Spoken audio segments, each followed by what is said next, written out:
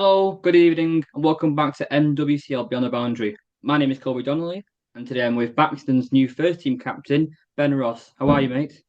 Yeah, good, thank you. Yourself? I'm good, thank you. So Good. today I want to ask you about the previous year at Baxton, the upcoming season, and a few other topics as well. You okay with that? Yeah, all good. Good. So firstly, could you introduce yourself, please? So tell us about yourself. What made you take up the captaincy in 2025, and how excited are you to take on the role this year? Yeah, so I'm Ben Ross, 23 years old, played at Baxenden for this will be my fourth season there. And I guess taking up the captaincy a bit of a no-brainer as soon as the chairman asked me. I've loved playing up there. All the lads are great. And yeah, we're really excited for the upcoming season. Right. So looking back at the last season, you didn't go too far in the Him Cup or T20, and you finished fifth in the league. What did you make of the last season for yourself, and what do you think you've learned as a team coming into the new season? Yeah, I think the lads are a bit disappointed with how both the cups went. We really didn't perform in the T20s other than I think the pro and the OA kind of got a few runs in there, but I think myself and the other amateurs that played in that team last year, I think we did underperform a bit. Obviously, Jake as captain, he had a good season, but I think on the whole, if you asked each of our players that were playing, we'd say we should have done. We didn't really do ourselves justice in both cups. And then again, similar in the league, we thought the lads were disappointed with fifth at the end of the season. I think we had every right to be. I think we lost a lot of games from very winnable positions. And I think if we can iron out a few of those issues coming into this season, we'll be there or thereabout come the end of it. Last year was your goal to get promoted, I assume. Yeah, I think that's everyone in the bottom division, to be honest. I think everyone in there wants to go up, and that's the goal at the start of the season, and that's what everyone's fighting for. Yeah. Well, you mentioned your pro and overseas before. Yeah, Ben Gordon as pro, he scored 912 runs and got 32 wickets. And you away, Blair Walsh scored 654 runs and also contributed with 10 wickets. How good was it to play with him? And what did he offer to the club both on and off the field? Oh yeah, well, Ben was obviously immense with the bat opening up. There weren't many weeks where he wasn't performing. I think he averaged about 50 with the bat. Blair obviously had the massive score at Fenny Schools last year of about 160, I think. So they were both class on the field and they bring that real cricket knowledge. And I think they help out with helping Jake out when he was skipper with little things they pick up that amateurs don't tend to, that they might not see. And yeah, they were match winners, both of them. And then off the field, again, they were great. Blair's a friend of a lot of the lads at the club and will be for many years now, even though he's back over in Australia. And yeah, keeping hold of Ben for this season. Everyone's really excited about that because if he has another year like last season, we couldn't ask for much more than that. And I think on the first team, we've got a second and third. In particular, your third team have reached the T20 or the Birchall Cup, I think it's called, in the last 2 years, reached the semi final. How important would you say is the third team to have at Baxenden? Oh yeah, it's massive. I mean, in 2021, the season before I joined, there was only one team at the club. So it really does show how far we've come in such a short time. And I mean, those lads that are playing in the thirds, especially a lot of the younger lads, if we can keep them interested and keep them at the club, they're the ones that we want to be playing in the first 11 in the years to come. So yeah, I think that's again, for most clubs, that's what your third 11's for. It's for giving those young players that are trying to break their way into senior cricket, giving them a chance. And I mean, yeah, last year they really impressed everyone at the club, and I think they'll do the same again this year.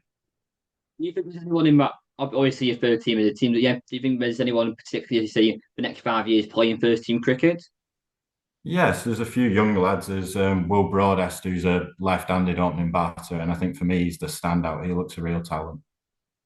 Mm, good. So, I think we covered last year now. So, looking ahead into 2025, so what are your expectations? And have you any incomings, any outgoings? Yeah, so if outgoings, we've got the really big miss of Jake leaving us to go back to Ibis to play at his home club. So that's a really big miss for us. And obviously Blair not signing this year. But then incoming, we've signed Nick Fowler from Eccleston. He got 30, maybe 40 wickets last season and also got about 300 runs with a bat. So we're really excited for him to get going this year. And we've signed a few lads that are going to play third and second team cricket to help bolster those sides. And then, new overseas, Mitchell Slattery. He plays in the same competition that Blair played in over in Australia. So he comes highly recommended. And he has also played cricket with a few friends that I know that have been over. So he landed on Tuesday. He's had a hit up with the lads. He's going to be opening the batting for us and also bowl some handy off spin as well. So, we're really looking forward to that. Jake leaving, obviously, he scored so many runs last year and got so many wickets. How do you see yourself? Obviously, it's hard to replace a player like that, but how do you see yourself kind of contributing his whole what he performed last year towards the rest of the team? Is your team kind of bigged up the one to kind of do better to kind of cover the losses that you have with Jake? Yeah, obviously it's going to be really difficult because Jake was there for 3 years. I don't know how many wickets he took, but I've seen him run through teams for Baxenden and winners games. Same with the bat. I've seen him some really destructive T20 innings for us. And I mean, it's going to be difficult, but it's like what I said with myself and the other amateurs at the club. It's time for us to, it's going to be after, we're going to have to step up and find a way to replace those runs and wickets. And you mentioned, I think Liam Winstanley mentioned the other day, everyone in that bottom division want to go for promotion this year. And with that, do you see you got any challenges which some other clubs might not have, which you think might hinder your chances of getting promoted this year?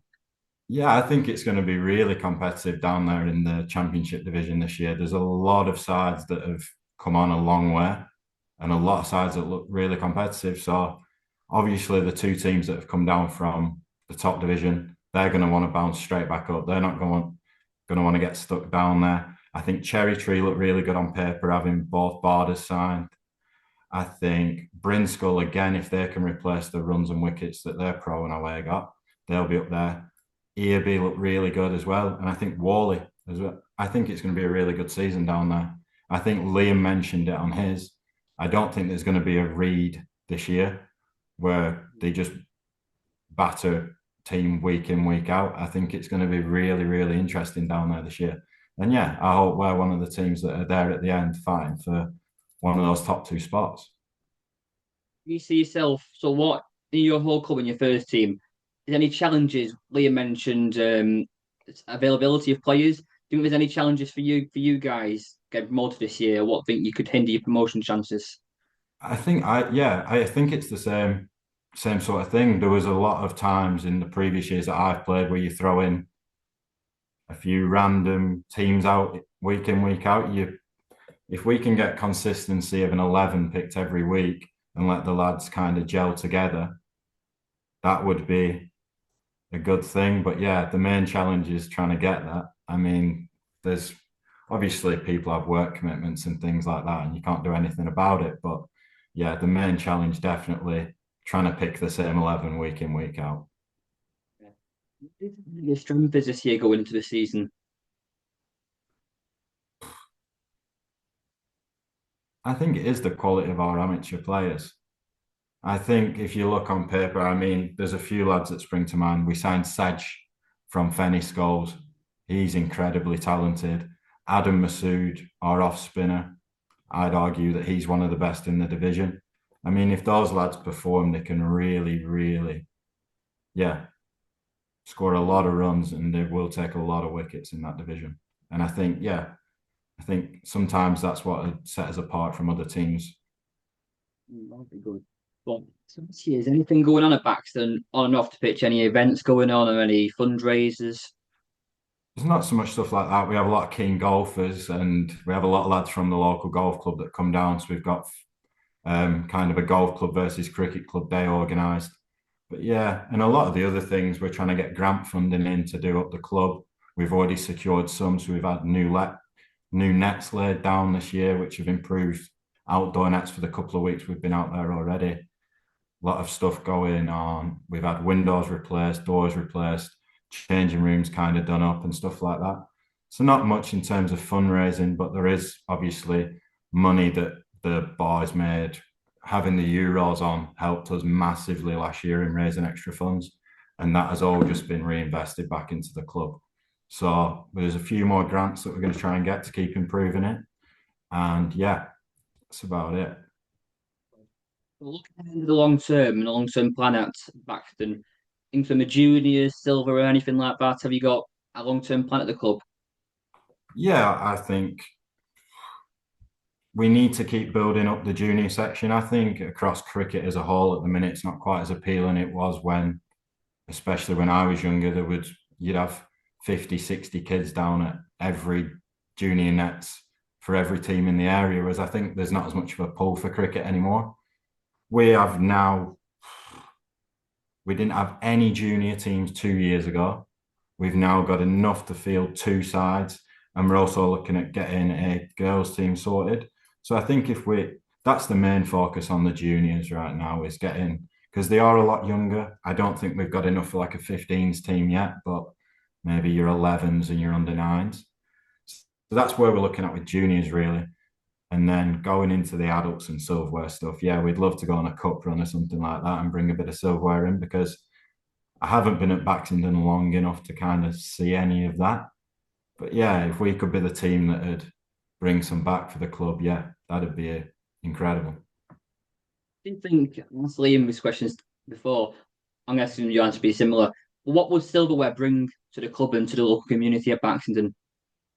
Well, I think it'd get people up there watching, which in turn, the second you get more people there, there's more money getting pumped into the club. And for a small like village team like us, that's a huge thing. That keeps the lights on for teams like ourselves and a lot of the teams. I'd say that bottom division rib league teams. Hmm. So I think as soon as you start winning, people become that little bit more interested, and I think it gives you an opportunity to sign new players as well. As soon as the pull that it creates, if you're a winning side, is obviously a lot bigger than if you're not winning anything at all. So yeah, I think it'd be a huge thing if we could bring something back up to the club. Yeah. So now, so looking at NWC in the last 2 years, we've had two very successful years, I would say. And at the time, there was a lot of excitement and there were a few concerns as well. But since you started, what do you think? How have you thought the NWCL has been since you start? And in terms of the structure of the cricket, obviously we had a 12 and 12, now we have a 12 and 10. And the quality of cricket, is anything you'd like to add on that? Yeah, well, I think it's been really good. I was a bit worried going into it because I think sometimes as soon as you split it into two, a couple of clubs kind of get left behind. And I was worried that kind of that would happen again. I think you've seen it in other leagues where they split and a few clubs do really, really struggle. But we found our feet pretty well. And I think this year in the championship division, the standard is going to be a lot higher than it was last year. And I think the development of doing that and the fighting to go into the top division has really driven the clubs to improve. And Yeah. I think, yeah, you'll see. I think having a pro and an overseas amateur again, that really helps with the standard of cricket in the league compared with other leagues that don't allow that, obviously. But yeah, we've been really impressed as a club at how the leagues have been run. And obviously, you go to new grounds when this whole league you used to playing with the same Ribblesdale ground. Now you got a whole 11, 12 Bolton Yeah. League clubs. How nice is it to go to new clubs you haven't been to before? And is there any grounds in particular that you feel that was really good? Yeah, in that first season, we got to travel to a few of the Bolton League sides. I think it's an obvious one, but Little Lever do it brilliantly. Mm. We played there. We were lucky enough to win there in that season, which was strange. But yeah, the way that club's run is seriously impressive. We watched. There was another game I went to go and watch there. It was the Crickets against Yeah. the NWCL team, and again, they do know how to set a cricket game up, and they put on a show for everyone. I think, yeah, out of all the teams and clubs that were new to the Ribblesdale ones, I was really impressed with Little Lever. Yeah. And obviously you mentioned the ground, but is any clubs which you know thought either coming to Baxton either you thought their quality was really good, or you thought I know a lot of people mentioned the pros are much better in the Bolton League in that first year. Is anything you say any clubs which stood out to you, any individual players that stood out to you? Yeah, I can't remember his name, but we played Tong in the cup, and we also played them up at our ground, and their pro was seriously impressive. He was Yeah, kind of a class above for us. He was something that we hadn't really seen before, and yeah. He's a very um, good pro, and yeah, hopefully he was in. yeah. He's Sri Lankan pro. He's been with us for 4 years now. He's back here this year as well, and yeah, like you said, he's fantastic pro, fantastic batter, and a fantastic bowler. Yeah. Yeah, so he'll be really good coming into the season. So we spoke about the cricket there. So going to some quick fire questions now. And so the first one is your favourite cricketing memory. If I was saying things that happened at Baxenden, I'd have to go T20 quarter final against Padiham up at Baxenden, where I say we were the underdog pretty massively in my first season there, and we ended up coming away with a win. A lot of people up there watching, and yeah, just a great trip out. Finals day didn't go great, but yeah, the quarter final was all right.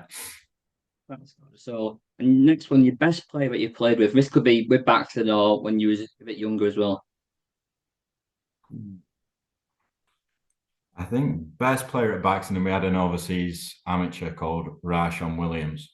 I think he used to play at Ribblesdale as well before. He was destructive, and I think he's playing in the European Cricket League now. And every time I see any clips of him online, yeah, if it was his day, he was frightening to bowl at. Yeah, and the toughest amateur and pro bowler that you face. So one amateur and one pro. Ooh. I played junior cricket at Accrington, and at the very odd occasion we got to go in the first team net, David Ormerod was easily the most skillful amateur bowler. I'm pretty sure he's got 12, 1300 Lancs League wickets. I think he retired maybe 7, 8 years ago. But yeah, not frightening pace, but incredibly, incredibly skillful. Yeah, he made a few lads look not so good. And then pros, I think it's tough with pros. They're all good. There's not a pro where they come onto ball and you get in any freebies. No. And so the next question is your favourite ground to play at besides Baxton, obviously. Yeah, I'd have to go my old ground, Accrington. Really big square, and yeah, lovely people, and yeah, great ground. And your favourite cricketing legend. Um, I'll stay local again, and I'll go Bumble. And last one word your teammate would use to describe you. Oh yeah, I asked this message in the group chat last night, and I didn't get a single one I could say on this podcast. I'm afraid. So you could say keeper. Yeah, keep it yourself out. Yeah. Yeah, we'll do. Yeah, we'll go with that. Yeah. I think it's a word to put it. Well, I think that's all the questions I have. Is there anything that you'd like to add to the audience? Nah, I'm all good with that. Good. So, well, thank you for coming on, and I wish you best of luck for the season. And let's see what this season brings. Hopefully, some nice weather. Yeah, perfect. Thank you very much, Colby. Cheers. Thank you.